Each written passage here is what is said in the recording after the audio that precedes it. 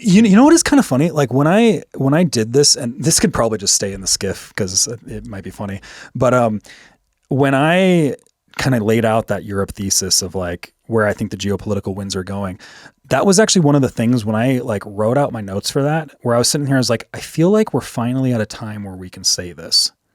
Like it's like one of those things where it's like, I don't feel like I would have been comfortable saying that 2 years ago and talking, which I have felt that for many years about the Europe thing. At least questionings like why are we in this position? And then all of a sudden there is a large field that is now open. Yeah. You could say the R word. You can talk shit about Europeans. You know, it is this thing where it's like, the Europeans might even be a further rail than the Jews that you can't talk about in some ways, which is weird. At least one is Churchill. Yeah. Well, because that pulls into the mythology, and they're all mixed together. Like there's a Venn diagram that exists there. Good Kamala Harris Venn diagram. Yeah. She ran Venn diagrams forever. But yeah, it's interesting. But 100%. like, I felt this for a long time, and I remember on Tucker Carlson's Mike Ben's podcast, where Tucker had just finished his interview or his conversation with Piers Morgan in Saudi Arabia. Like they had just done a sit down, and then his next episode was with Mike Benz. And Tucker was like, Tucker said to Mike Benz something along the lines of, "Yeah, I don't think I've ever met a British journalist that wasn't an intelligence asset."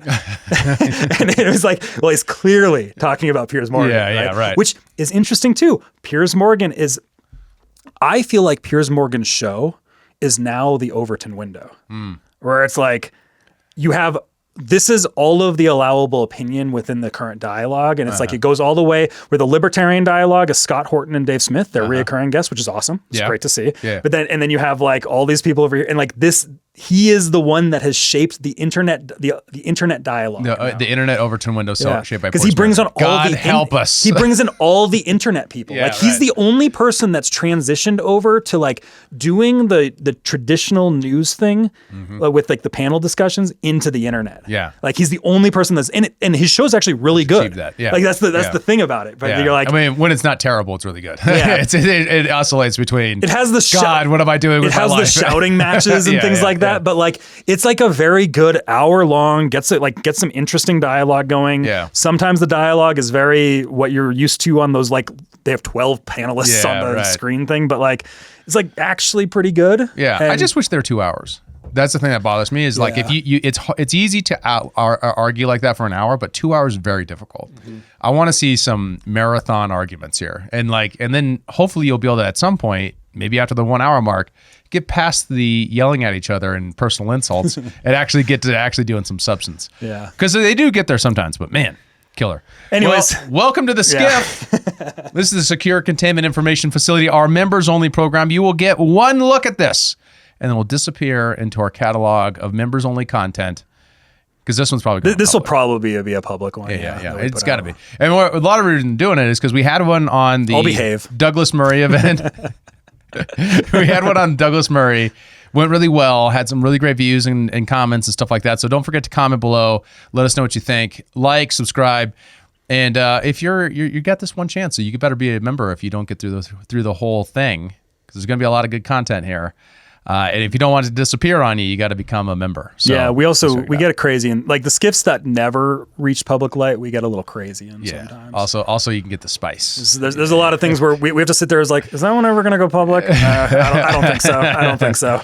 Well, let's dive in. We're talking about Konstantin Kisin boys on the podcast. Is a joke that I made on a previous Skiff episode, right? I think we're gonna make that go viral because this guy is so lame. I mean, he's so bad.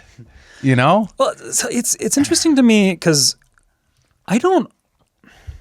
we have this dialogue around the Dave Smith Douglas Murray debate, right? Where there's like this talk about expertise, and there's all these people that kind of made their names going against the expert class during like the woke stuff that are now calling for standardization of expertise and stuff like that. And it's the Konstantin guy, like it's one of those things, like I get the appeal of Douglas Murray oftentimes. And and I don't mean to be rude, actually. Like if you like Konstantin, then you like Konstantin. But like to me, a lot of his like rise has felt almost unearned, because my understanding is that he became big because he was a comic that refused to sign a permission slip at a comedy club.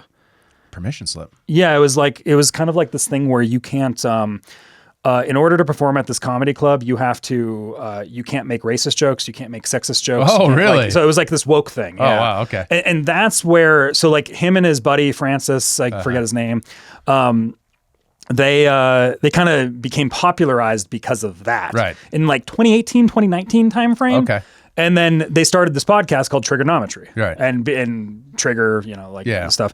And it's been this thing where it's like, I always feel weird about those people that have just come into prominence off of that one very specific thing. Yeah. And it's like, not to throw shade at certain people, but you have like certain people that may be in like very niche cultural issues that were really hot button for like a very momentary moment of time. People like someone like a Riley Gaines or something like that, where like they pop up into this one thing and now it's like they're everywhere and we're supposed to like really care about their opinion about all these other topics, other right? things, yeah. And Riley Gaines is pretty narrowly focused, but you could see that in other places. Yeah, but like it's one of those things where it's like this very niche moment, and then explosion in popularity, and is now like a public speaker at all this stuff type. We're of like, stuff, what does Haktua think about Iran? And that's kind of how I feel about like, because like somebody like Douglas Murray, despite my disagreements, I've read all of his books except for his most recent one. So like I am familiar with Douglas Murray. I understand the appeal of Douglas Murray, and he has been very multifaceted and stuff like that. And he's kind of like there is an earned elevation for for mind share that exists there, right? Where I don't feel that necessarily with. Well, I think Constantin Kisin's more similar to Dave Smith in that he's a comedian who's political and became more political after he had that experience, and then now. But with Dave Smith, I feel like it's more earned because I have followed Dave Smith for over a decade. Yes, so I've seen the trajectory, and maybe I'm missing something. Well, on you're not British. Like this is a British phenomenon. Maybe that's the because thing. It's in English. We're kind of inheriting it, and then there was some crossover. And I do wonder, it seems like he's dropped the comedy altogether. Well, Dave hasn't, right? Yeah. And there's something there as he's the guy who's arguing for expertise, which is a point that he makes. So let's dive into it. So he put out a article, and then he does this thing where he puts out articles and then he reads them as his video content. We're going to dive into it. I'm not sure how far we're going to get, but we're going to go as far as we can. Prepare for the unprecedented. I'm about to admit I was wrong. For years, I've celebrated the rise of new media. I was buzzing through some stuff. No, just keep doing it. Don't care. No. Well, no. I was buzzing through it. Slow down. Yeah. I'll put it at a normal pace for us. I was like, when did he turn into Ben Shapiro? Yeah, exactly. That was, we were going to. Hey, look, gang, I was wrong. We were going to cut up a bunch of stuff, and then we were just like, it's better to just go through it all, I think, and we'll take it piece by piece. So, okay. It's much more ominous now. Prepare for the unprecedented. I'm about to admit I was wrong. For years, I've celebrated the rise of new media and its impact on our ability to seek truth, challenge false narratives peddled by legacy institutions, and transform the way we conduct our public debate. The rationale behind my thought process seemed solid. After all, the medium is the message. The reason I thought our conversations about politics, culture, and entertainment had become so fake was the rapidly shrinking soundbite and a media elite more interested in winning than learning. Journalism, academia, and politics merged into a monoculture whose consensus rested primarily on the vigorous inhalation of gases emanating from their own backsides into which they'd firmly inserted their heads. I don't know anyone who voted for Trump, was their mantra. Far from being a confession of ignorance and a lack of perspective, this phrase was uttered with pride at dinner parties to signal membership of the elite class. The response from this contingent to the sequential dismantling of their core assumptions about the way the world works was an attempt to use credentialism to make reality go away. Experts think vaccinating newborns against COVID is essential. Now pipe down, mask up, and follow the science, TM. In decades past, absent the ability to make their voices heard, the proles would have had to grumble away about Big Pharma in obscurity, as people, mostly hippie lefties, had been doing for ages. But thanks to the technological revolution, which reduced the cost of running a major broadcasting channel from millions of dollars to the price of a smartphone, the era of gatekeeping was well and truly over. The discredited mainstream media continued to peddle lie after lie in an attempt to keep its political opponents from governing and being re-elected. But it then faced a powerful counterweight. Elon Musk ended the regime of censorship and enforcement bias in the digital public square of Twitter, declaring, "You are the media now," as major podcasts and YouTube shows secured audiences most mainstream media outlets can now only dream of. Pause with that. So, are there no gatekeepers now? Because there's still gatekeepers, right? There's still levels to this stuff, right? If you're going to grow your podcast, you need to have an engaged audience that you've built off of algorithms and advertising and such. And then you got to have people who are larger than you have you on their show. Like that seems like the avenue in which things grow. Mm-hmm. So fundamentally, there's still gatekeepers. It's just not centralized gatekeepers, right? Right. Well, in a lot of ways, and this is kind of what this argument is all circulating around with Jordan Peterson, Douglas Murray, Konstantin on this, is Joe Rogan is now the platform, right? There's a few other platforms that are also kind of the platforms, but Joe Rogan is the central one.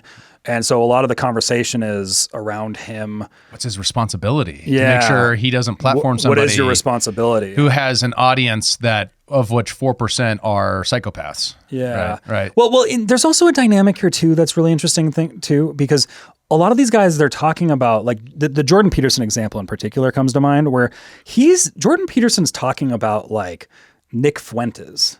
Is like, how are you to decide if Nick Fuentes is on your? It's like Nick Fuentes has never been on there. Yeah, so it's like a conversation of like, what are we talking about? Well, there's a disconnect, and it seems like it's like, is Nick Fuentes a psychopath? Like, I don't know. Well, I mean, I think he thinks that the racism as seen by the Groypers is an example of narcissism and trollish behavior. Is that, right? Yeah. And most of them being anonymous kind of fits into that category.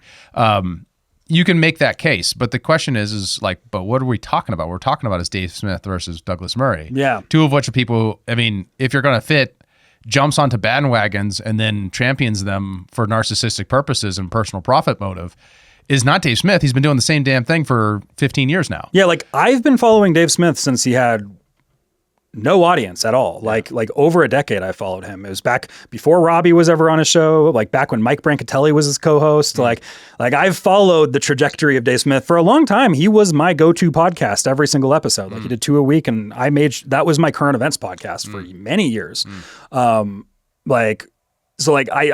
that's the thing is a lot of these people, a lot of these guys, Douglas Murray and stuff like that, they're acting like, it's like you were a comedian and now all of a sudden you're just spending all of your time talking about Israel. And it's like, no, he's been this, like you can go back and watch him on Fox News and on CNN when he had contracts with them back on Red Eye, on Gutfeld's show on Red Eye, and back when it was S.E. Cup's show on, like he's been this guy that is a comedian, but also a political commentator for some time. Yeah. Like they're fighting these weird, obscure straw men, and that's also where you know that they don't know what they're doing, right? They're just throwing out bullshit arguments because they haven't done the research. They haven't listened to Murder Maid. They don't know who Ian Carroll is. They don't have to. That's what Douglas Murray said. It's just like, right. I don't have to listen to revisionist nonsense. It's just like, well, you should maybe if you're going to spend all your time critiquing this, you should probably have listened to it. And then know who your opponent is. Know who Dave Smith is. You've never been. Yeah. Like, it's like, you've never listened? Yeah, right. What are we doing here? Exactly.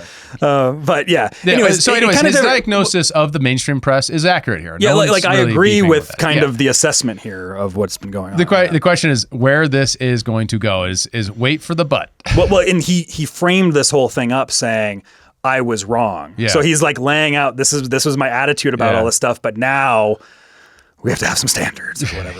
It's like. By the time of the last year's presidential election in America, the rise of new media had become undeniable, with many rightly calling it the podcast election. Curious, open-minded, inquisitive podcasters, unrestrained by the need to comply with corporate media message discipline and social media censorship, were finally able to speak freely, seek the truth, and debate controversial ideas in good faith in front of grateful audiences of millions. So far, so wonderful. After all, what could go wrong with democratizing information? Well, as it turns out, quite a lot. Just as the assumptions of the elite class were proved wrong by the actions of their fellow citizens during the era of Trump, Brexit, and COVID, the assumptions some of us held about the future of the media are now crumbling before our very eyes. With politics becoming the primary form of entertainment in Western society, More of us now get our news and opinions from entertainers rather than serious commentators, and, just as importantly, we often struggle to tell the difference between the two. Now, having transitioned from a career in comedy to my current role as writer, interviewer, and political commentator, I can hardly complain about the meshing of culture, politics, and entertainment. Glad he admits that, and actually. I am not complaining. I'm merely pointing out that the incentive structures and thought patterns we would typically associate with the entertainment business are not the same as those we would expect to see in journalism and academia. This difference was... Yeah, so do we have a different standard, right? So when Constantin Kisin, boys, when he is drawing on his opinion about Ukraine war, he is drawing, I assume, on serious experts from the neoconservative and from the more interventionist schools, right? As seen in his debate with Dave Smith, he didn't just say, I know all these things because I've done the individual research. He appeals to other people and to the underlying logics that he then consumed from them. Dave Smith does the same thing, but he's much better actually citing his sources. What's the problem here? Yeah. Well, it was one of those things where, this was a really frustrating thing in the Douglas Murray debate, quote unquote, with Dave Smith. It was just like, it was kind of like, what was this? Despite being such like a watershed moment, where every time, like Douglas Murray did this thing where every time Dave was like, well, this important official said this. Yeah. Douglas Murray would be like, oh, you're appealing to authority. Yeah, right.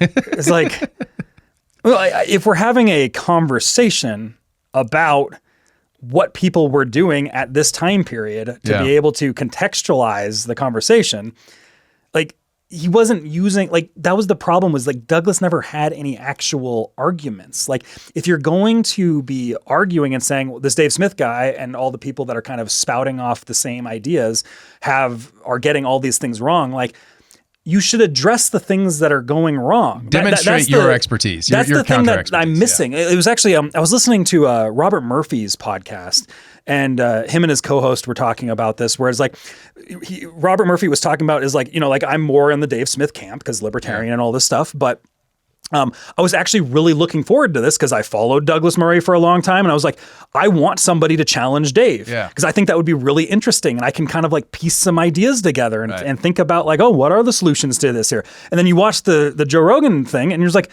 there was no actual arguments against Dave. It was just like, how dare there's these like standards and these practices, gatekeeping, all this stuff. And it's just like this is the problem that our side has with your side, Konstantin. It's just like, all you're doing is putting up barriers and you're not actually offering any critiques of our arguments at all. And that's the frustrating thing about this entire dynamic. And then you start doing this stuff on Twitter and these like little like kind of like pussy Twitter feud stuff. It's like and James Lindsay is the guy who is the most atrocious on this. It's just like, what have you done? It is like the most bad faith thing I've ever seen. 100%. And there's definitely, and people are calling it the podcast wars. Yeah. Right. Like that there's now a debate about how should we think about podcasts? Should we trust the audience to be able to sort out what a joke is and what a serious statement is?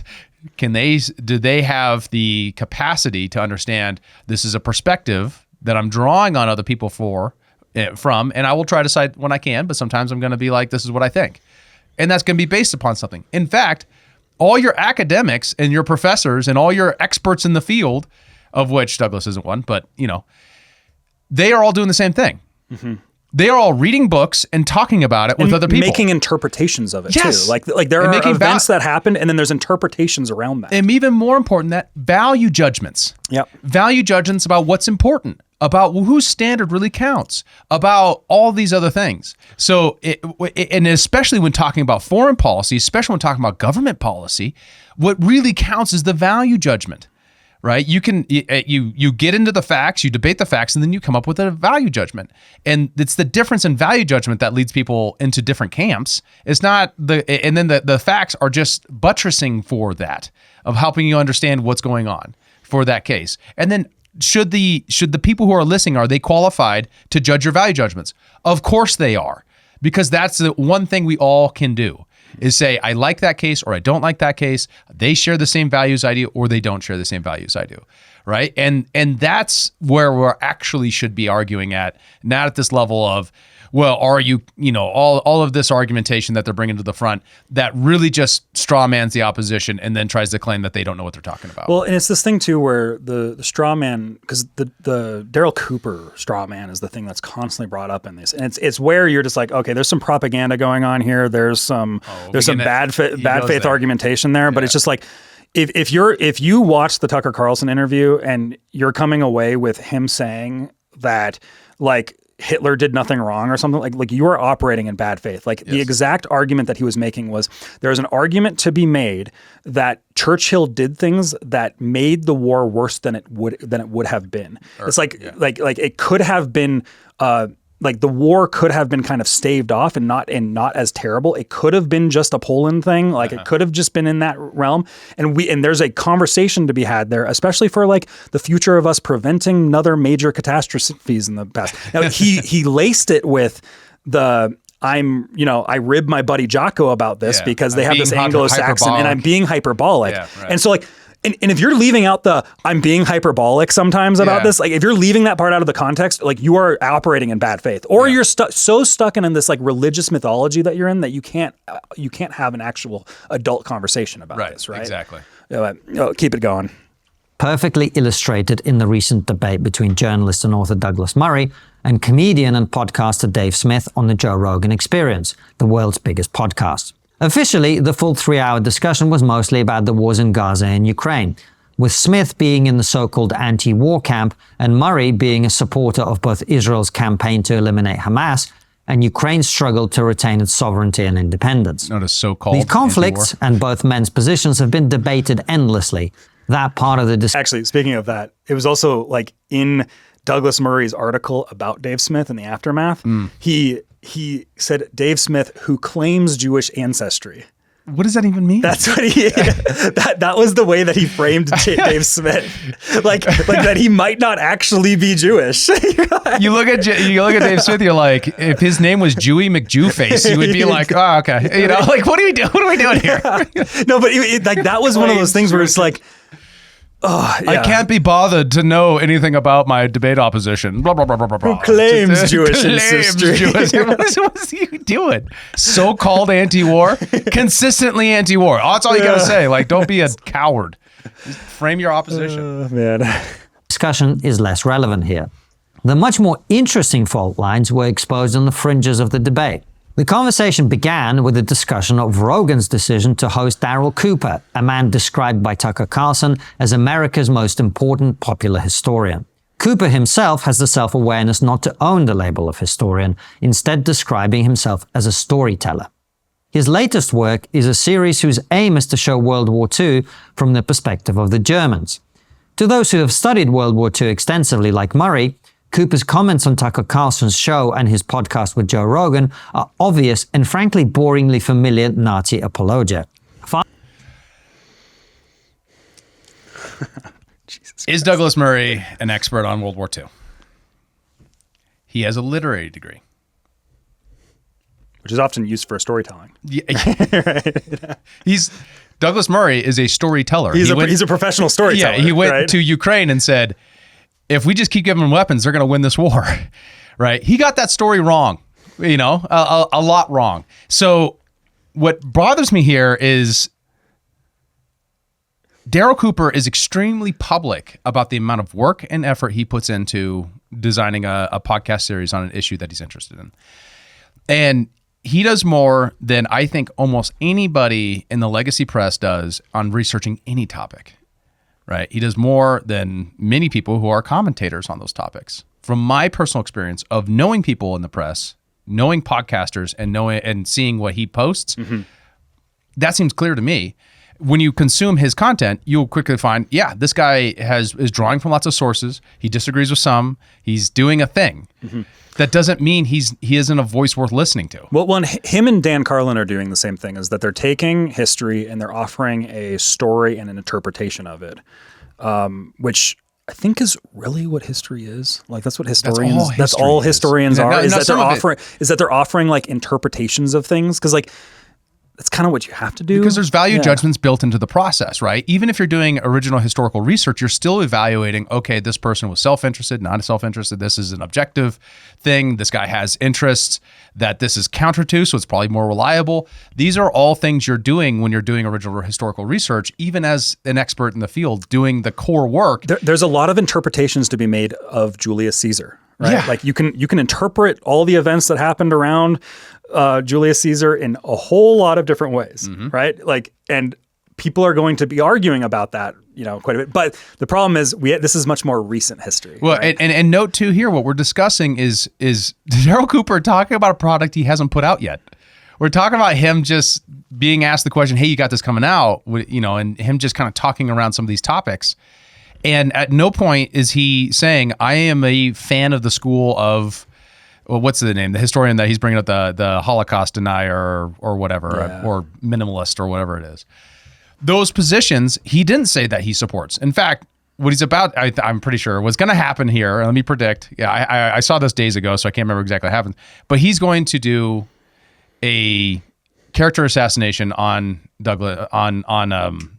Darryl Cooper next. Okay, here, let's do it. Far from being novel, the idea peddled by Cooper that Churchill was a warmonger who, quote, turned the invasion of Poland into a global war because, quote, he was funded by Zionist financiers, formed the core of wartime propaganda fabricated by Nazi spin doctor Joseph Goebbels. The argument that Cooper advances that millions of prisoners of war and civilians died on the Eastern Front because the Nazis failed to plan properly for the invasion is simply a lie. There is extensive documentary evidence which confirms that the reason millions of prisoners of war and civilians died on the Eastern Front is precisely because the Nazis succeeded in their plans. Do you want to pause? Because Murray is educated on this issue, he assumes... Yeah, so what Darryl Cooper didn't say that, right? And that's like a mashing together of quotes that are just like the legacy press, just like what they do to character assassinate somebody. And then misquoting him on this core issue of the camps.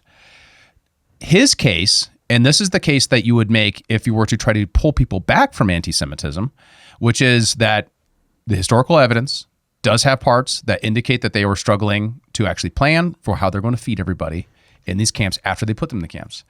And Cooper's values that he put into that historical documentation doesn't matter. You put them in camps in the first place. They're your responsibility. You can't kill them or starve them to death. Both are terrible and awful. Don't do that. That's the problem. What happens when you take a population, put them into camps? Now you own them and you're responsible for them, right? So like, if that's the case, you're saying like, oh, he thinks that this is just all a big mistake. That's not what he said. You're just a character assassinating the guy without interfacing at all. And this is where the dogmatism, the religion becomes so obvious, right? It has to be only that, and there can't be any amount of questioning. And the problem with that is once you advance that dogma, you take a whole section of the population who some of them are narcissist, terrible people, as per JBP's point. But some of them are also just people who are saying like, "Whoa, how do I deal with that information?" Yep. Right. And it's actually a point that Eric Weinstein made too recently, where it's just like there are a lot of like, and I don't. This is actually the area where I grapple with. Like, to me, the most honest actors I feel like that have come out of the whole IDW space, the intellectual dark web, have been the Weinstein brothers. I think that they're grappling with things a lot more honestly than a lot of the others are, which is just interesting. That in itself is interesting to see. But I remember on Piers Morgan with Dave Smith and Eric Weinstein, Eric was making a point of like, because he addressed like the 6 million Jews thing, which is like often a thing that like the rabid people on this subject talk about the grippers, right? They're like, could it possibly have been exactly 6 million? You kidding me? That's and there's like some things about math and stuff like that. And Eric himself made a point of saying something like, like it's probably not true. Like the numbers themselves are probably not the real numbers. But then he led a question of like, but if you're like grappling with that, there's like a question of why are you grappling with that? Right. And that was kind of the point that he made. It's like Tim Dillon said. It's like kind of like questioning age of consent laws. You're like, why are you doing that? Yeah. That sort of thing. And there's like some justification to that. I feel like, but like there's also as history moves on, there's probably we should dig a little bit deeper into some of these things too, and I think there's like maybe a fine balancing line that exists. What there, it is, right? what's that? I mean, especially as the cultural norms soften, as the mythos that was holding up the post World War II consensus softens, we're going to have to battle with this question of like, okay, what really went on? Because there was a time when you couldn't question things, and all of a sudden that's starting to soften, so people are going to. So if you say everyone who does that is a psychopath, you will never be able to reach the people who are doing that who aren't, right? And how do you bring people back? How do you actually, if you take somebody who's bought into an anti-Semitic dogma, how do you make them not? Well, it's also right? remember some people you can't. 4% you can't because they're narcissistic sociopaths, but some of them are. And if you want to decrease the room of anti-Semitism, what you need to do is engage and tell them why they're wrong and say that's not actually the facts. Actually, it's very complicated. Actually, what Darryl Cooper did actually doesn't matter because either way, you're still in a situation where you put people in camps. Yeah. It's your responsibility. Well, it's also frustrating because all these people who championed going against the woke ideology and stuff, and thank you for your contribution to that, I guess, during that time period. A lot of you were very late, which is just interesting to me. But that's always a frustrating thing to me. There's like a lot of people that came in late to the party, and then now they're like become part of the Overton window. Trying to drive it's very the narrative. Interesting. Yeah. It's very interesting to me. Sounds sociopathic to me. Yeah. But like a lot of the stuff that was going on in the psychology space, and like it's just, Jordan Peterson, we're here. He was such a valuable contributor to all this dialogue, was in the psychology space, is that they were calling all of the people that were against the woke ideology mentally ill and stuff. Yeah. And they were trying to like do all these like loopholes and frameworks to be able to justify having bad thoughts as being mentally ill and then needing to be like institutionalized or something like that. This was the logic thread that was being had at the time. Noting the language, transphobia, making it into a disease, homophobia, these things, rather than being a set of ideas and value judgments about human behavior, we're going to psychologize you and turn you into a person outside the norm by just casting that label on. Needs to be shunned out. Which is like, this was the area where I was so frustrated with so many people during this like 2017 to 2019, 20, and then even going into the COVID era, 2020 through 2022, of all the mass cancellations that were going on, is that so many people were just like, well, that guy's outside the norm, so it doesn't matter. Yeah. As like, that person gets cut, that person gets cut, that person gets cut, is like Stefan Molyneux, Owen Benjamin, etc. Like Alex Jones, like it just kind of like, well, they're just so outside the frame. And it's like, what are they outside the framework on? Immigration and trans issues. Yeah. It's like, now look where we're standing right now. And now they're still ostracized from society, right? And we're like, well, and there's still cultural touch points that are themselves very hard, right? They're still like holding up the cathedral that when touched will still get you canceled, right? If you're talking about race and IQ, stuff like that, you're gonna have a rough go still to this day. Well, Jordan Peterson can do entire podcasts on it, which is interesting. That is interesting, and that might be like a credential thing, right? Right. If you're just some random guy talking about it, people are like, "Wow!" Canada tried to remove his credentials, though. Yeah, well, that's for talking about climate science, though. But anyways, let's keep going. Assumes that everyone else, including Smith, is too. Exasperated, he tries to explain that far from being revolutionary, these ideas have been pushed by discredited historians like David Irving for decades. Have you listened to his podcast, though? Rogan interjects. It turns out Murray hasn't, and this is later used as evidence against him after the episode airs. Unlike Murray, I have listened to Cooper's podcasts, including the one about the history of Palestine that people often cite in his defense. He details the persecution of Jews preceding the events he covers, and so he couldn't possibly be anti-Semitic, is their argument. From this, they conclude that he couldn't possibly be a Nazi apologist. The reason they make this logical error is that in the entertainment world, words do not have meanings, they have feelings.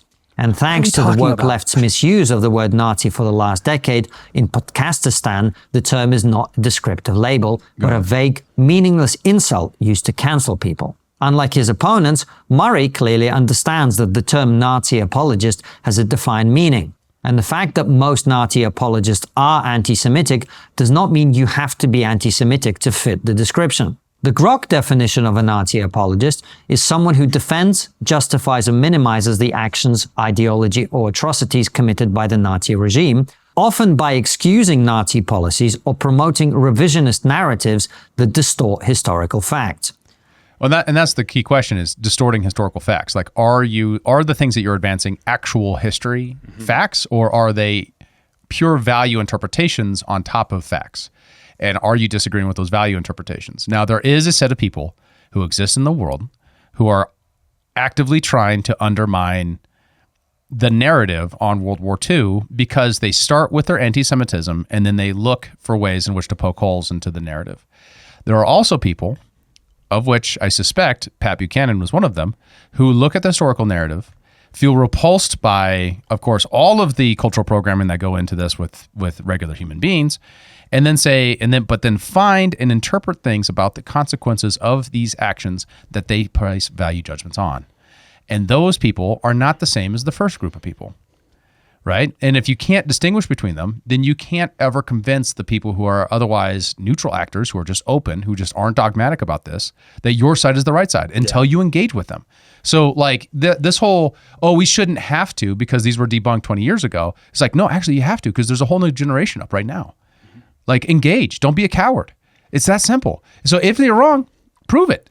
I mean, that's the thing, is I want them to be, I have every motive and desire for this to be as simple as it's typically portrayed, and good reason to believe that it is in many ways. But you also have to, if you're not defending it, you are going to lose the fight. There's also there's so many, how to say this?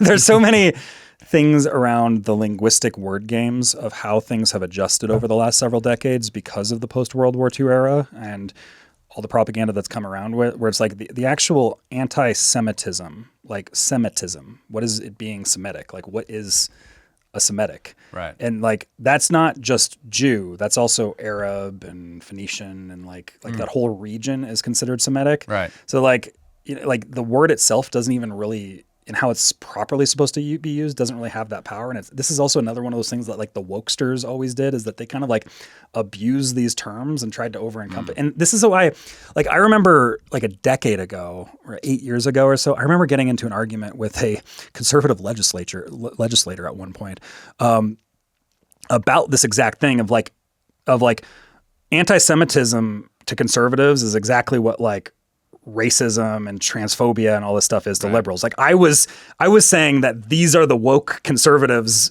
back then before James Lindsay. And it was because every time it was like I would make an argument about the Fed or something like that, I would be met with this like, the only people that care about banking are anti-Semites. Yeah, right. And you're just like, what are we doing here?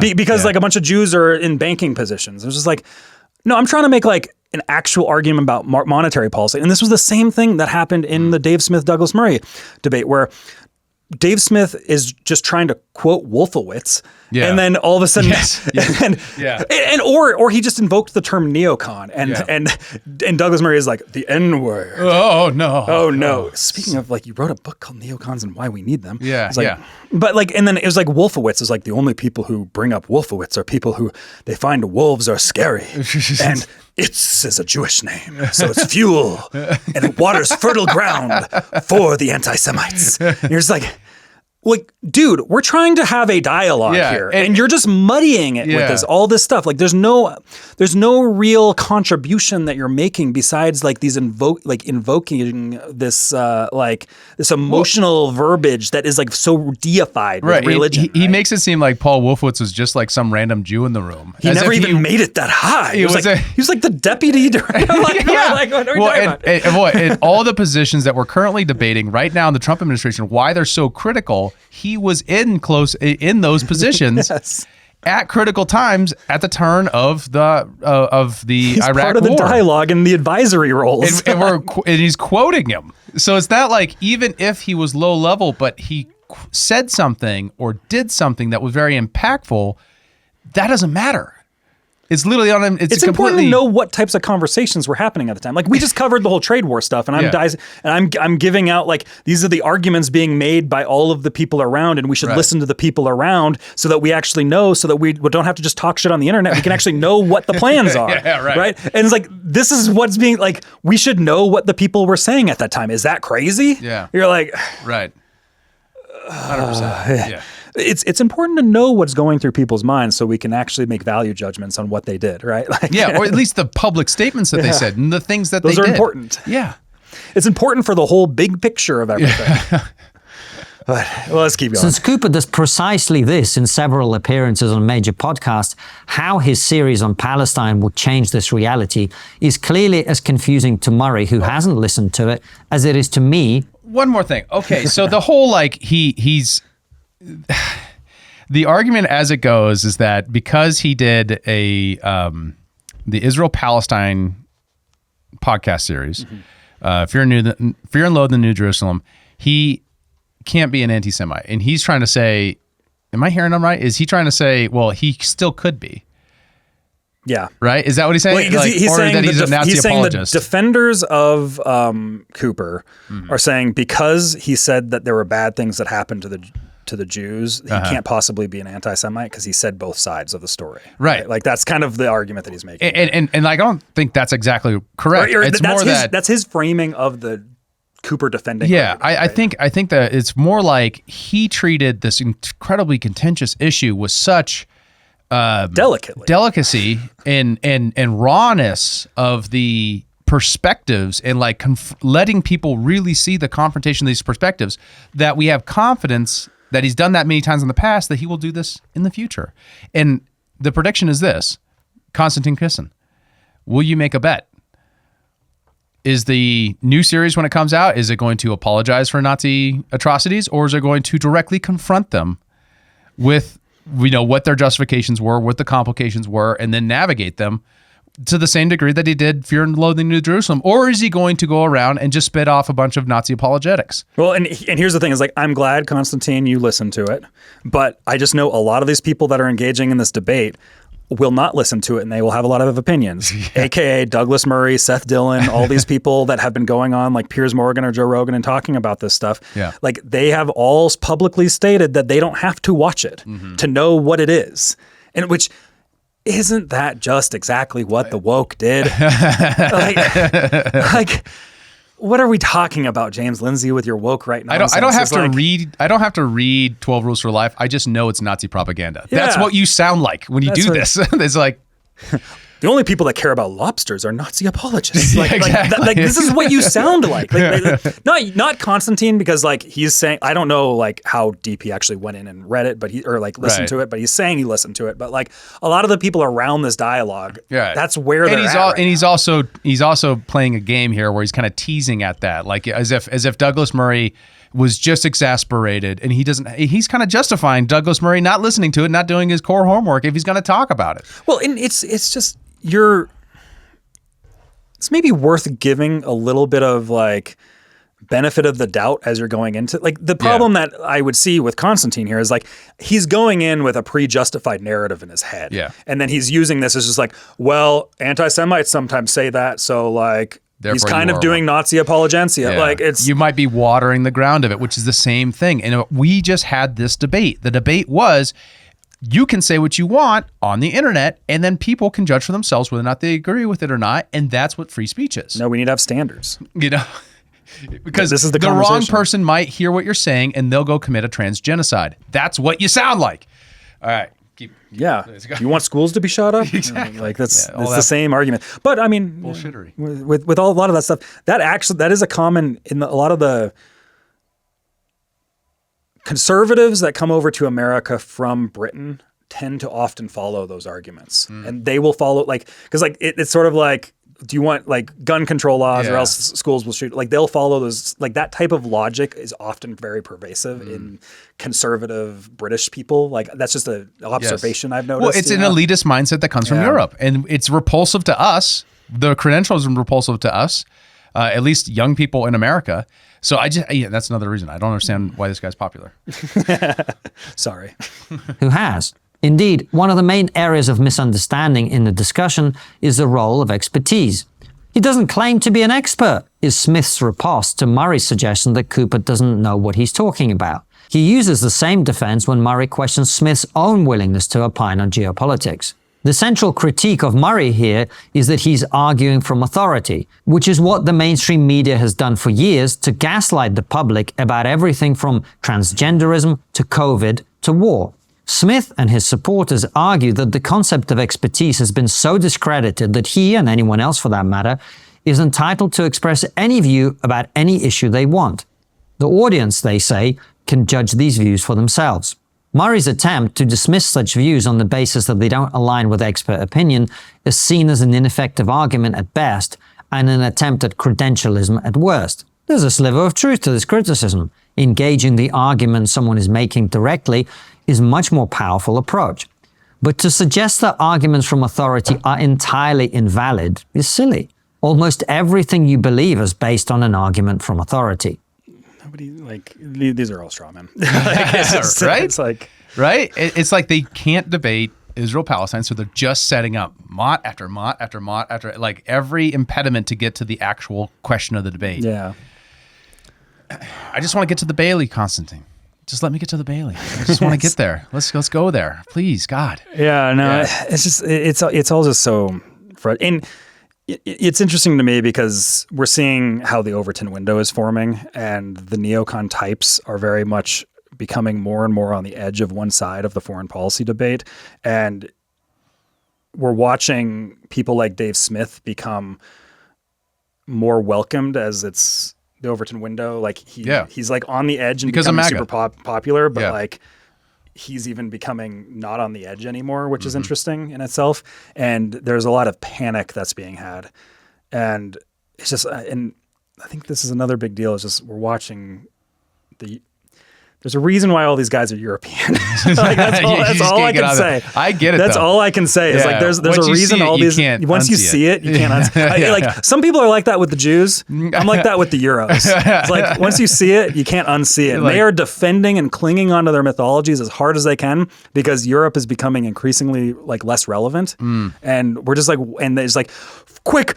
Flood the American podcast market with more Euros. It's just like we're just watching it happen in real time, and it's just like, what is Yeah, but it's a game here that's being played. This next section on experts, I do think is worth talking about because it is. I think he makes a major error here. Okay, here. Light bulbs, for example, are a fairly unsophisticated and omnipresent part of our lives. Yet the number of people watching this video who are capable of explaining how they work without resorting to arguments from authority will be vanishingly small. I'm not just talking about the fact that most people couldn't explain how electricity works.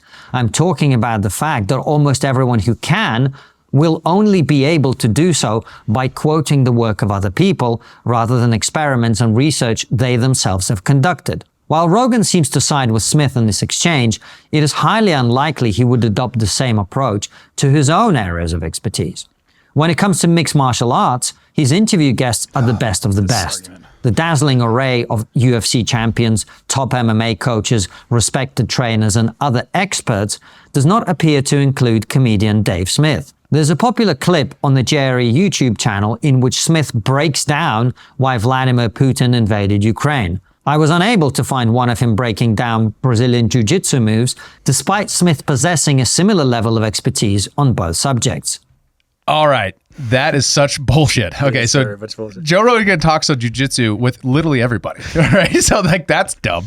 Second, he's talked about it with Dave. I kind of hope Dave Smith does a reaction video of this. Hopefully he did. He did. Oh, he did? Yeah. Oh, geez. Okay. I haven't watched it. And then on top of that, the division of labor is different than expertise. These are two different concepts. Expertise is a filtering mechanism for the labor market. The division of labor in which we produce things happen differently than that. It happens through comparative advantage in trade. These are different mechanisms for understanding things. One is about the value judgments about whether or not you trust somebody when they cite something, when they say something. It's about the authenticity and authority of that person. It isn't about just, I just defer to them blindly and universally. The same way that I do when I'm out shopping for wool and I find a wool producer and I like them, so I buy from them. It's a different thing. And when you conflate those, you're saying like, we should, what are you saying? We should only listen to people who have done direct historical research on a thing? Come on. especially given that reading the book about Ukraine, Provoked by Scott Horton, you should go pick it up, is probably something that will get you far further than just listening to Konstantin Kisin talking about how it was an unprovoked attack, blah, blah, blah, blah, blah. And then having Dave Smith boil that down to a quick story on Joe Rogan to get it to a larger audience, because a lot more people will watch Joe Rogan than will read a book.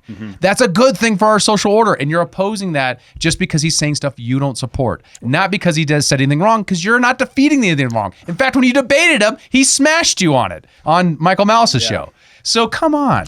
Well, it's also, this thing is like, we're all giving narratives here. And there's like narrative games that are being played, and one side has their narrative of the historical events and another side has their narrative of the historical events. And we're trying to like assess those narratives appropriately. Yeah.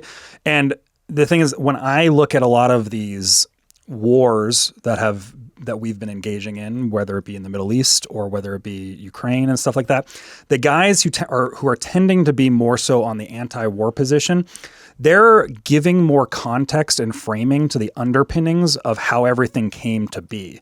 Well, I'm finding the people who are making the justifications for those wars being very like shallow. And it's just like Ukraine unprovoked or Russia unprovoked and all this stuff. And it's just like I would like to see from these people giving much more context underneath that. Yeah. And like, that's what I'm looking for. And that's why when I brought up the Bob Murphy of like, I'm excited for the debate between you're expecting Douglas Murray to bring more context. Yeah. And there just was none of that. I actually saw a guy, I saw a video of a guy, I sent it into our group chat, a video of a guy, he took the entire transcript of the Joe Rogan debate and fed it through ChatGPT and had it and just told ChatGPT mathematically analyze like who contended with more arguments and things like that.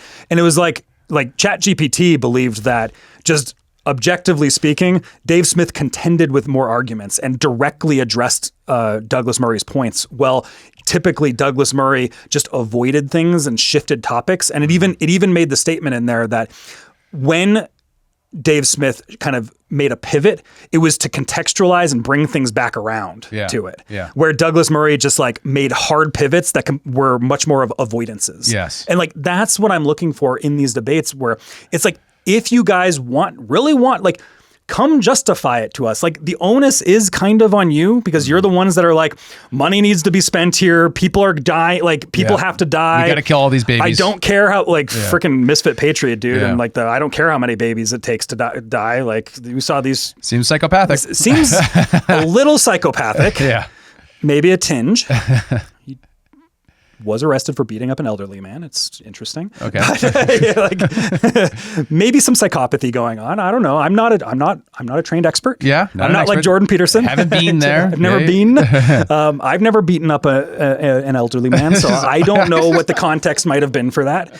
But like you kind of see where I'm like where I'm going with this, where it's just like, I find the arguments to be so shallow. Yeah. That's the thing that's frustrating about this. Like, I could be open to going to war if I felt like it was justified. But like, you have to justify it to me. And there's no justification that's happening. And that's the real tragedy of this, is after the after effects that I've seen from the Douglas Murray debate and versus Dave Smith has been a bunch of Douglas Murray crushed Dave Smith. He called libertarians bisexual, which is true. It is true. But regardless, like, it's just like bland dunking, not like this was a great point. And what I have seen on the opposition, orchestrated too. Yeah, like, it feels very orchestrated. Yeah, and it's or this stuff where it's like, we're going to talk about the conversation, not about the conversation. Yeah, the conversation around the conversation. Exactly. Right? It's like you're avoiding the core thing, and because you know you lost there. That's my suspicion. And just prove me wrong, please. Just bring a freaking argument. Well, and it's very nice for the people who want gatekeeping to try to impose standards when they can't make any arguments. Yeah. Like, that's they're trying to impose these standards that, like, we don't have to make arguments if there's a gatekeep and nobody can contend with the argument. Like, that's kind of how it feels. And the real tragedy here is that his whole setup is that that's how the legacy press was doing it in order to not have to contend with the issues. And he said he was wrong about that, which is interesting. He was wrong about that when it comes to the internet. The internet was a solution because he isn't getting the results he wants. This is consequentialism. Mm-hmm. He has decided that what matters is people believe the right things. They believe the wrong things during COVID. Now they're starting to believe it because of the corporate press. Now they're believing the wrong things. Now, because of new media, Therefore, we need to have a conversation about standards, not about the war. I would be curious, where was Konstantin during COVID? I don't know. What was his opinion? Yeah, I don't know. I could venture a guess. Yeah, I know exactly what I bet they were mainstream. There's a lot of these people.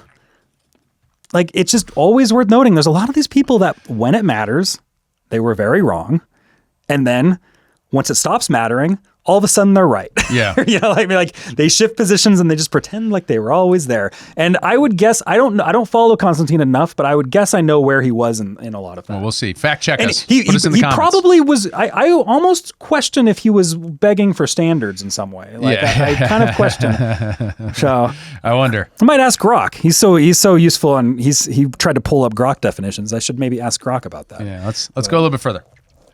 Smith and Rogan are irked when Murray expresses his befuddlement that Smith has become a prominent voice in the debate about Israel and Palestine without ever having visited the Middle East. The shock at the idea that someone ought to see things with their own eyes before commenting on them is palpable. Indeed, in the aftermath of the debate, Smith promoted a popular video in which Murray's statements to this effect are contrasted with his previous ridicule of the concept of lived experience. This is very low-quality thinking. If you do not see things with your own eyes, your opinions are by definition not your own. They are an agglomeration of opinions and facts you have gathered from other sources whose veracity you cannot properly evaluate. Now, what really frustrates me about this is that he's now going on to, well, actually, yeah, you do have to go there. Like, that's your case? That's the most absurd case. Because there's all kinds of ways in which going to the place can actually not inform you, in fact, manipulate you, especially if you go on an IDF-sponsored press tour, right? Maybe if the government sponsors you to write a book, to cover the country so you can write your book, I wonder what your coverage is going to look like. You might get a perspective, a specific perspective. Now, if you read all kinds of different things, from many different value judgment sides on the same phenomena, and then come to a conclusion about the way your perspective on the world based upon your value judgments, that might give you a clearer view of things than being propagandized by a government service, such as a press tour. So like, tell me where we're wrong here, right? Like. I've gone to many states in the United States. I wouldn't claim that I now therefore have like some authority to talk about Atlanta just because I've been there a couple times. You know what I mean? Like, it's absurd. Like, it depends on what things you're grabbing from. And you're like, oh, you can't know anything. Like, this is like the most extreme, like, postmodernism. You can't know anything because that comes from somebody else, and it's all narrative. But that's not true. There's all kinds of things you can know. Right? Depends on the historical standards of the people that you're reading and citing and building your case off of. If they're wrong, say it. Say how they're wrong. I'm going to note, I made claims about Konstantin in COVID, and I made an assessment. I'm actually kind of surprised. It seemed like he was pretty early on being against lockdowns and stuff like that. Oh, wow. Seems like so. There we go. Good job, Konstantin. Yay. But it does remind me, actually, going back to what you were saying, Dave, it makes me think of when Tim Dillon was on Rogan afterwards, and he was just sitting there, like, can we just go to wars? Can we do that? What's this war tourism business? How do I get in on that? Right? Like, it's like, do they just let me in, or do I have to come back and spout off what they're saying I should talk about, you know? Exactly. Because like, that's the thing, is like, these people come in, like, and this is the Israel propaganda tour that everyone does. It's sort of like what Thomas Massey talked about, where everybody has an AIPAC guy. You go to Congress, you're given the trip. I talked with a congressman at one point about this trip at one point, which is interesting. But it is one of those things, is like, you enter Congress right there, and you're immediately shipped off, and you get to go kiss the wall, and you get to do the thing. You get the IDF movie that is portrayed in front of you. Like, you get that whole perspective, right? Like, this is how propaganda and influence operations are performed. Like, it's not like you're only, and it's like your experience, you're just getting one side of the story. Right. Like if you want to have the lived experience, like, did you go past the points, Douglas Murray, or were you just offered up to the point where you're allowed to go see? Well, what's so frustrating about the checkpoint things too is that there's been so much documentation in Israeli press about the policies around what they let in, what they don't let out. Yeah. To the point where there was a debate about putting Palestine on a diet. Yeah. We're saying about they're limiting the amount of calories that can go in. This is during before October 7th, to be clear. This is the dynamic which establishes October 7th. Which helps, contextualize everything. Yeah, right? If you talk about that and be like, well, actually, that wasn't quite right. That's actually misreported or something like that, then you can get into it. Instead, you're just ignoring all those things and just saying, you're a bad person because you're not qualified to talk about that, and for some reason you're speaking. We shouldn't listen to you. It's bullshit. Something that a lot of this reminds me of, too, is so back when the libs were the cultural center of everything. They never really had to contend with arguments, so their arguments got really weak. So conservatives and libertarian types, their arguments became very strong because they're having to like sharpen the sword constantly, and they're having to do these debates, and like you have guys like Charlie Kirk kind of like training young people on college campuses through Turning Point USA, and you have all these people like their blades are getting sharpened because they're constantly under attack all the time, and they have to kind of defend their beliefs, and they also have to know what the other people are believing. Right. And libertarians are kind of like always in that standpoint because they're always like the bisexual children on the outside, as Douglas Murray would say. But what happens with the Israel context, and unfortunately, the lefty arguments ring really hollow. And it's hard because if you're kind of like skeptical of Israel, you're often like now being put in place with the lefties, and you have to like contend with like their retarded arguments. What am I doing with all these blue hair people? You kind of hate that. Like it's kind of sucky. But somebody like Dave Smith, he's actually like contended with all of the argumentation and has done quite a bit of research in this area where he's like able to. He knows the context and he's able to eloquently speak about that context. Yeah. Where a lot of people it felt like when I watched the Douglas Murray side, it's just like Douglas Murray has never heard these arguments before. Yes. Yeah. And which puts him at a severe disadvantage in this thing. So he has to do all these So rather than defending the Iraq war, he goes, Wolfowitz? Yeah. Sounds like you're watering some suspicious ground. Which is what the wokesters always did, because it's just like, you're just afraid of trans people. It just becomes that, right? Where Dave Smith is actually articulating positions that you can contend with, but just they've never heard the argument, so they've never had to think about it. And exactly right. And that is the virtue of freedom of speech. Like the whole idea, going back to Smith and Mill and the arguments from the classical liberals, was that the process of direct good faith engagement raises the standard so the cream rises to the top. And by doing that, you have the best opportunity for discovery of truth. And you and your crew on this side of the podcast war are doing the opposite. You are not seeking truth. You're trying to censor the people who you don't like, not by actually calling for censorship, by a circuitous route of saying you're not actually qualified. Don't listen to them because they are not saying the thing that we think they should say. Well, and there's a thing here too, because back in the original cancellation days, a lot of the argumentation that was being made against people that were getting canceled was like, well, we're not arguing that the government do it. We're just arguing that like the social media companies create standards on this. Now, we now have the Twitter files on the back end, and we see all this stuff that was going on, and the government was actively involved in these things, right? But like this was the route that was being taken at that time too. Like you're making the same arguments. Right. You have like the DNA pattern of your argumentation is very similar to theirs. Yes. And that's the thing that is very concerning here. And that's the difference between freedom of speech as simply a legal standard versus a value. Like a cultural value. That you actually value. They actually look for opposition who's saying something interesting, is saying something with some strength and some charisma that you can then contend with. That's the opportunity. And by failing to even show up, by spending 62% of your time as per ChatGPT, avoiding the issue and trying to talk about anything but Israel-Palestine, you're not helping your case. You're making it worse. Well, and one of the hard things here too, because like really Dave Smith is like one of the most mild-mannered people on this side of the argument. It is hard because, and this is where like the psychopath argument rings for a lot, will ring for a lot of people, is because you do have a lot of people underneath all of this that are going maybe too far across the bounds of the Overton window, I will say generously. Remember the BLM poster that was like celebrating the guy on the flying the parachute? Like it was like they were like war heroes. It was like, oh God, that's disgusting. Like that's terrible. Don't.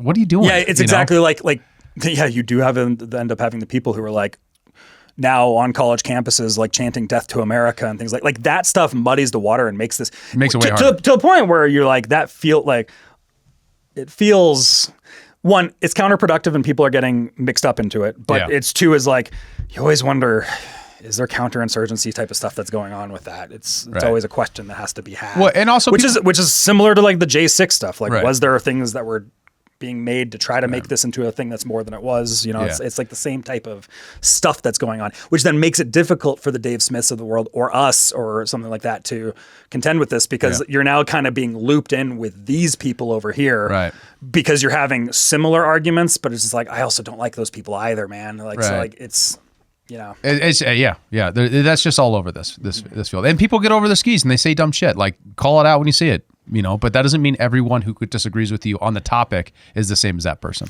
But there's also an argument to be made, and this is maybe like a Renegade's History of the United States type of Thaddeus Russell argument of like, sometimes those extremes are necessary to pull the conversation, the Overton window, into a dynamic. Because now a guy like Dave Smith is becoming a superstar that is talking about this stuff. Yeah. And it's like, is it... You know, and the unfortunate thing is like that Overton window shift might be partially due to him being allowed to do that because of the crazies. You know, like there might be an argument there, which is just like, change comes. That's more of just like an interesting window of how Overton windows are formed, right? Right. That doesn't mean you have to, just because that's the way it happens though, that doesn't prescribe a normative value to say, therefore it's great for people to say offensive shit to Jews and all that kind of jazz, right? It's like, no. We really could get here to the degree that people are engaging good faith and not raising temperatures. But maybe it's necessary, or maybe the net effect is just that. Yeah. You know? Yeah. One more go. We'll see where else he goes with it. Doesn't necessarily make them wrong. Indeed, most of our opinions about most things are not our own. You know why? Because we get them from people we consider to be authorities on the subject in question. You might call them experts. The great trick being deployed here is to allege that experts can't be trusted while relying on a different set of experts. I gotta stop it again. This is the frustrating thing about this, because the critique against experts, and this is just a thing where language is very shallow sometimes. The critique on experts is it's much more of the culture of this particular expert class. Like, we all want there to be experts in particular fields that we can trust. Right. Like, we want that. Like, I think that there is a hierarchy of expertise that exists that should be trusted. It's just like there's this culture of expertise that is like very faux and fabricated, and it's all this fugazi. Like, that's the thing that's it's like we want new experts. Yeah. Like that's more so what we want. It's not that we don't believe that there should ever be any experts or any like this is the straw man that you're setting up here. Like that's the frustrating thing. And additionally that they're drawing from experts. Like, you could have a debate between Norm Finkelstein and his equivalent on the pro-Israel side. And those debates have happened. It was on Lex Friedman. Destiny showed up for some reason. And expert. And it was what it was. It was a good podcast. I thought it was pretty good. It was a little dry. Yeah. And I had a hard time listening to that one, I remember. The reason why we have comedians and Konstantin and all these other people is because they're more charming and interesting to talk to. So they draw from experts so that they can package it for a wider audience. But not everyone's me. Not everyone likes that dry stuff. So that's the media landscape, man. You don't get to police which experts count. That's not how it works.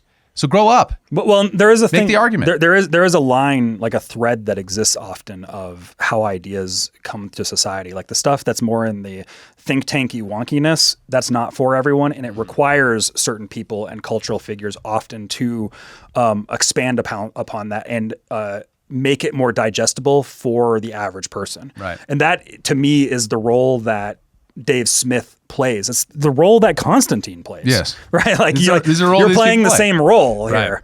Is that you are the digester.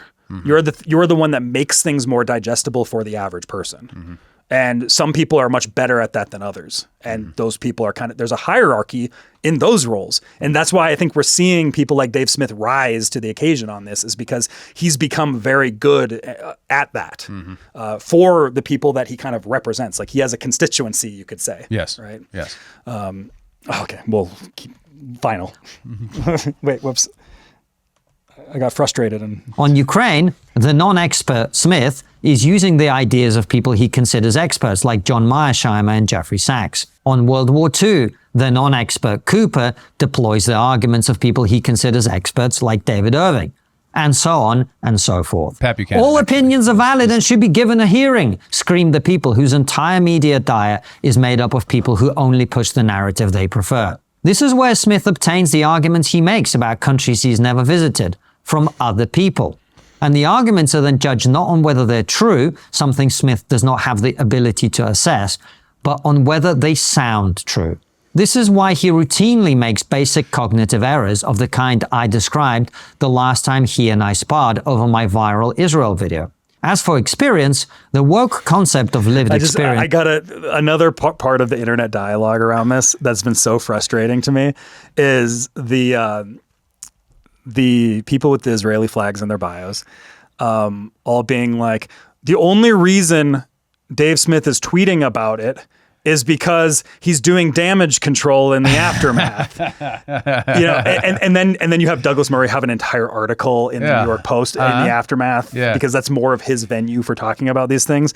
And it's like the same thing where it's like, yes, you had a conversation after your debate and it's like, was it for damage control or was it to further expound upon? Like, this is one of those things that like was so frustrating to see online. Oh, it's so people, obviously just ops. Like, well, it's just like, obviously, this was a massively viral moment. Of course, Dave Smith is going to be trying to capture the attention and continue to help with the framing on his side and not let you just run control over the narrative of over who won and who not. Like, it's so like, but these are the tactics. We're in the content making business here, guys. Like, the goal is to make content. So they're making content. Yeah, but it's also like the context that these people are using for this. It's so blatantly shameful for anybody that is willing to put like 60 IQ points towards it. and like anybody that's willing to do that, it looks so bad. Right. And it's the same thing. Like, I had people that I know that don't really care about Israel, Palestine, or Ukraine, Russia. They don't care about foreign policy, and they listen to the Douglas Murray, Dave Smith debate,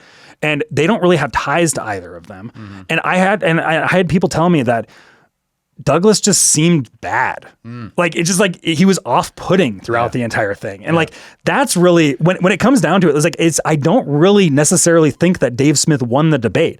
I just think Douglas lost. I don't think Dave Smith thinks he wins a debate. I think he agrees. I think he wanted to have a bigger conversation. An actual on the stuff. And if this isn't damage control, what Constantin is doing right now isn't damage control for all the BS that made cultural milieu. That made Murray come off so bad. Yeah. Then what is this?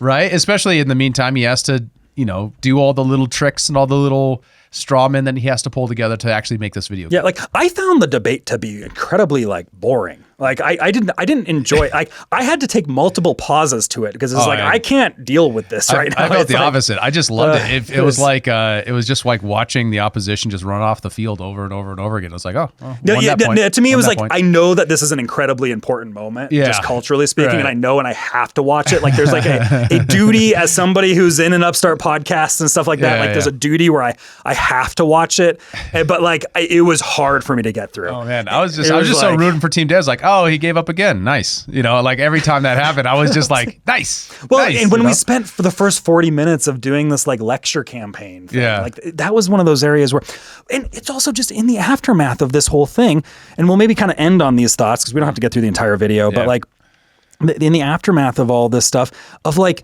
the cancel Joe Rogan stuff that's coming from the James Lindsay's of the world. Right. Like this, all of you people should be sucking Rogan's dick right now for how much he brought you onto the like main stage. Yes. And it's like, what are you doing? It's so astonishing to watch the flip, like the switch flip on this.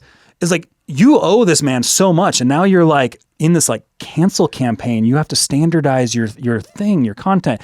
That thing you were doing and how you run that operation, like you should do it differently now. Like it's so disrespectful to me that you would be doing this. Like it's astonishing to me to see that, and that's the area where you're like, something bigger is going on here. Yeah. And I don't quite know what it is, but there's something there. Yes. But like my conspiracy brain is going on to like watch all these people who are newcomers and then came in and shaped the Overton window in such a way as all the old people kind of got banned and moved out. And now you guys came in and are now trying to, through the help of Rogan, and now you're trying to shape the conversation entirely around that and trying to, like, the guy who brought you into the space, you're now saying that he needs to have a little bit better quality control. Yeah, it's very suspicious. And they would be just as pissed if he had Norman Finkelstein on as anyone else, right? Like it wouldn't matter. There's nothing you can do to appease these guys. They just want you to shut up about Israel-Palestine. They're trying to make it uncomfortable for you. They're trying to make you not do what you otherwise would do, which is have people on to talk about it. And the thing is, I've read most of your guys' books too. And it's like I followed you throughout all this stuff. I watched you guys. Like I don't like seeing what you guys are becoming. Right. That's the thing, is like, I was a fan of James Lizzy's books. I read his books. I thought the hoax stuff was hilarious. Yeah. It was such it was actually like a very powerful moment in cutting through and all this stuff that was going on with the expert class and scientific and peer reviewed journals and things like that. Like, it was just like, I thought it was very useful. I thought that there was very useful, like, dissection of postmodern thought and stuff.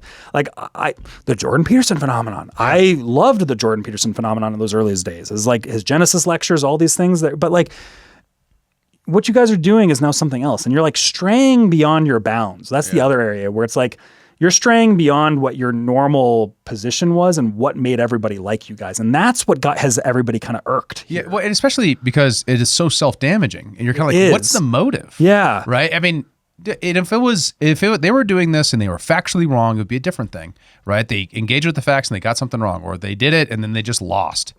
But because they're doing it in this shaming, finger wagging, moral superiority kind of way, it feels gross. It feels really gross. It gets extra gross. And then you got to feel bad for, Liam, and you guys are still watching this. You definitely got to check out Liam's breakdown of the Jordan Peterson Rogan debate, because he goes through and reacts in a bunch to it and spends 2 hours doing it and is very, very thorough and really good.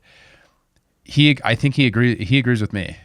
The entire thing was a subtweet about the Douglas Murray debate. Like, everything parallels it, but they never actually mention them beyond just the little bit up front. And then everything is about these issues and how they apply. And in every case, Joe is doing a better job of applying Peterson's own ideas to the scenario. Yeah. And that's the tragedy of it, right? Like, you hate to see it. You just. Well, and it is funny because, like, like, one of our biggest clips way back in the day was me saying that Jordan Peterson was the Socrates of our time. Yeah. But it is also remember the context is, like, I'm a very Nietzschean individual, and Nietzsche's exact thing was that Socrates betrayed his own thoughts. And he had a massive critique on Socrates, is that like he had a lot of really good ideas and things like that, but then he was like a betrayal to his own thing when he took the hemlock. And like, in a lot of ways, my Socrates thing still kind of plays out there. He took the pills, he took the paycheck, he did the stuff. And it's like, there's a question of, was he always that person or did he change? Like, that's maybe up for interpretation on that. But like, it's unfortunate to see him. Like, I didn't actually listen to the entire thing of the Jordan Peterson debate. I've only seen the psychopath 6-minute clip.